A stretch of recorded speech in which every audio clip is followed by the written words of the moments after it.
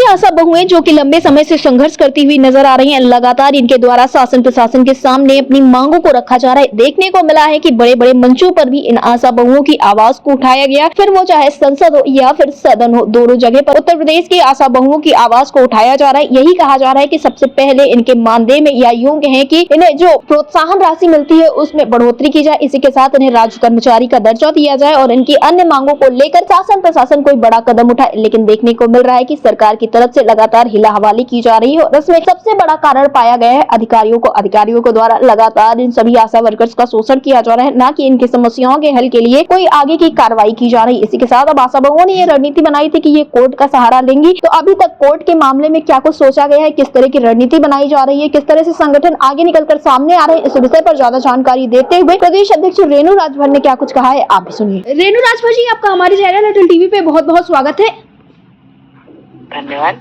रेणु राजभर जी, जैसा कि देखने को मिला है कि इस बीच में जब सदन में काफी ज्यादा आवाज आप लोगों की उठाई जा रही थी, तो इस दौरान ये भी कहा गया है कि आशा बहुओं की जो तमाम समस्याएं हैं उसको लेकर सरकार की तरफ से कदम उठाए। तो जबकि देखने को मिलता है चाहे संसद हो या फिर सदन हो, दोनों जगहों पर आप लोगों की आवाज जोरों शोरों से बुलंद की जाती है, लेकिन सरकार की तरफ से कोई उचित कदम नहीं उठाया जा रहा है। क्या मानना है आपका? आखिर इस तरह से लगातार बड़े बड़े मंचों पर आप लोगों की आवाज उठाई जा रही है, लेकिन अभी तक समस्याओं का हल नहीं हो पा रहा है।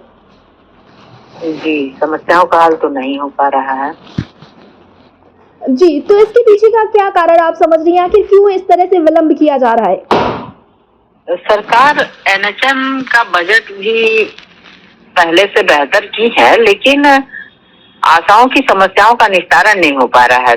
या एक मुश्त जो छोटे छोटे देयक है उनको समाप्त करके एक मुश्त देने की बात थी, लेकिन ये भी नहीं हो पा रहा है। तो इसमें कहीं न कहीं जो पाइपलाइन है उसकी गड़बड़ियां हैं और ऐसा लगता है कि सरकार चाहती भी नहीं है कि ये समस्या का समाधान हो। जी रेणु जी, जैसा कि आपके द्वारा अवगत कराया गया था कि अब आप लोग शासन प्रशासन से वार्ता की बजाय आप लोग कोर्ट का सहारा लेंगी और अपनी आवाज कोर्ट के सामने रखेंगी, तो उसकी तैयारियां किस तरह से चल रही हैं?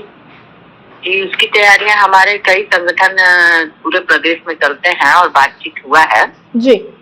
और बातचीत पर कुछ संगठन तो इसके लिए साथ देने के लिए तैयार है, लेकिन कुछ लोग अभी संघर्ष का ही रास्ता चुनना चाह रहे हैं। तो यहाँ पे थोड़ी सी समस्या हो रही है, लेकिन हम लोग जितने लोग हैं उतने ही लोग तैयारी करके और न्यायपालिका का दरवाजा खटखटाएंगे। जी रेणु राजभर जी, तो क्या लगता है कि न्यायपालिका में जब आप लोग पहुंचेंगी तब आप लोगों के साथ कुछ बेहतर हो पाएगा?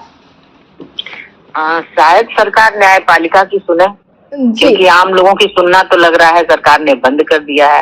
आम लोगों के दुख दर्द से और हम आशा बहनों के तकलीफों से सरकार को लगता है कोई लेना देना ही नहीं है।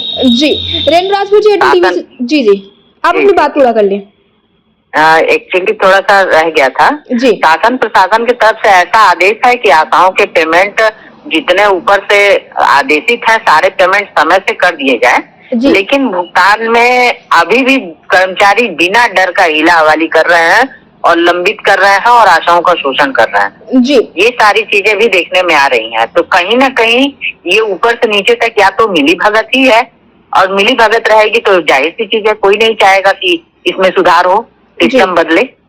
जी रेणु राजभर जी, टीवी से जुड़ने के लिए बहुत बहुत धन्यवाद। धन्यवाद आपका भी, नमस्कार।